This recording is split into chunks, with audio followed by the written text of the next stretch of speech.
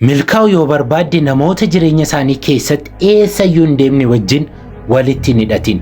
Akka dhagaadhaan bakkuma tokko namoota ta'an uumaa tokko mul'ata sammuu isaanii keessaa hin qabne, kallattii jireenyaa hin qabne, akkasumatti bari'eef ka'anii dhiyeef deebi'anii rafan, waan beela'aniif nyaatanii wajjin hin michoomin, hiriyyaan ta'in.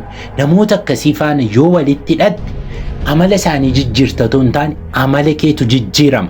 Atis bor akkuma isaanii taata.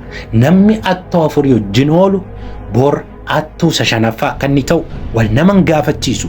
Bakki oolmaa kee jireenya keef hangammaa akka murteessaa ta'e irra deddeebi'eesitti meera.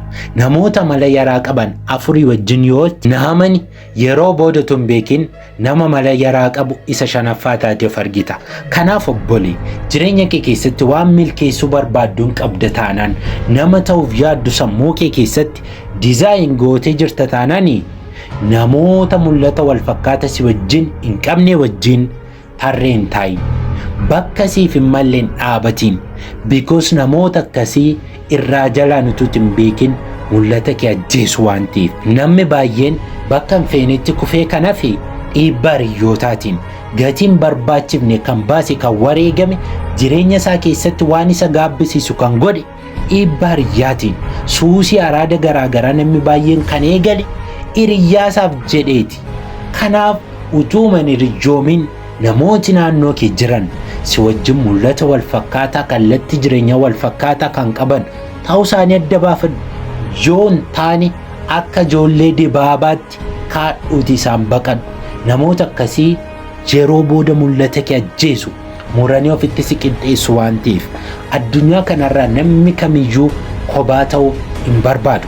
Hiriyyaan kee siingiliidha yoo taate, boyfriendii yoo hin qabaan na amani yeroo booda atis akka ishee akka taatuuf wanta dandeessu mara gooti. Yeroo baay'ee argitaniitu yoo ta'e isheen dubaraa hiriyyaa ishee wajjin wal lolte yoo deemtee hiriyyaa ishee dubaraa kan biraatiin mari'atti dhaqee dhiifama gaafadhu jettee hin gorsitu. Utuu isheen dhiifama gaafachuu barbaade jettee ittiin mari'atte iyyuu hin gowwoomte moo isatu sitti balleesse si miidhe irraan adda ba'i ittiin jetti. Maaliif jettee yaaddee beektaa? Akka ishee si gochuu barbaaddi. Addunyaa kanarraa namni kamiyyuu kophaa ta'uu hin barbaadu. Attuun nama biraattuu gochuuf yaada. Inni suusii keessa jiru atis akkuma isaa araadaan akka qabamtu barbaada. Inni beekumsa qabu akka ati bartuuf waan danda'u mara godha. Eenyuyyuu kophaa ta'uu hin barbaadu.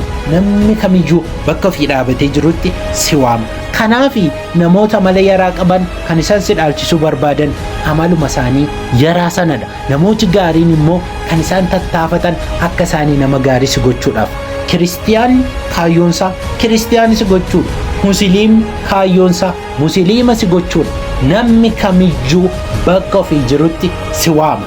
Ilaalcha ofii qabu yoo dandeesse fudhachiisuu barbaada. Eenyuyyuu kophaa ta'uu hin fedhu. Addunyaa kanarratti inni gaarii godhus inni yaraa godhus hundumtuu ofitti si hawwata. Yoo dandee duula na filadhuu geggeessee akka isa filattu yaada isaa fudhattu gara isaa hiriirtu barbaada. Hiriyyaan kee amala sirrii hin qabu yoo ta'e guyyaa booda akkuma isaa amala yaraa akkati qabaattuuf akka inni cimee sirratti hojjetu hin shakkin. Jaallatanii miti namooti tokko tokko subconsciously utuun beekin amala kanaa si dhaalchisu. Itti yaadanii miti naachuraalii namni kamiyyuu kophaa ta'uu hin barbaadu.